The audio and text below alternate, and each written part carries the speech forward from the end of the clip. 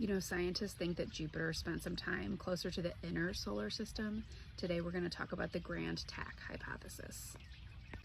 The Grand Tack hypothesis is named after a sailing maneuver and it attempts to explain a few different mysteries in our solar system. So it has to do with the orbits of Jupiter and Saturn. So here's what the scientists who proposed the Grand Tack think happened. They think that Jupiter formed at about 3.5 AU, which is a little bit inward from where we see Jupiter today at about 5.2 AU. It was progressively dragged inward by the protoplanetary disk of gas and dust and kind of wound up somewhere around 1.5 AU, similar to where we see Mars's orbit today. If this had been left unchecked, Jupiter could have wound up as a hot Jupiter, which is a phenomenon we see in a lot of other systems. Saturn formed later and started migrating inward as well, eventually locking in an orbital resonance with Jupiter, which caused both planets to migrate outward and settle into where we see them today.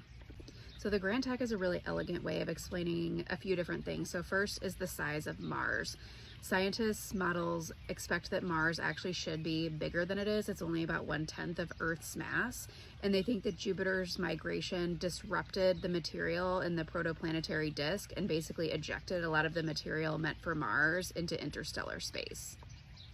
Also, the asteroid belt's emptiness is another thing the Grand Tack explains, because they think that Jupiter's migration through this region, again, similar to what happened to Mars, flung a lot of the material out into interstellar space, so we don't see very much material there at all. In fact, the asteroid belt only contains about 4% the mass of Earth's moon.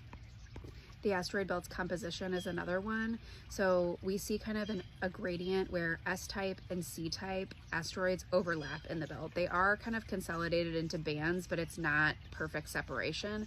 So scientists think that because something had to kind of disturb those orbits in order for us to see the overlap we see today.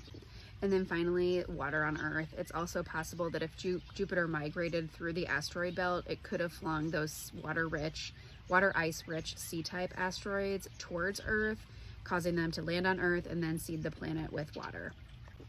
So this is a hypothesis to explain some of the phenomenon we see in the solar system. There are other possible explanations which I can get into in future videos. If you like learning cool stuff about space, please like this post and follow me. Thanks for watching.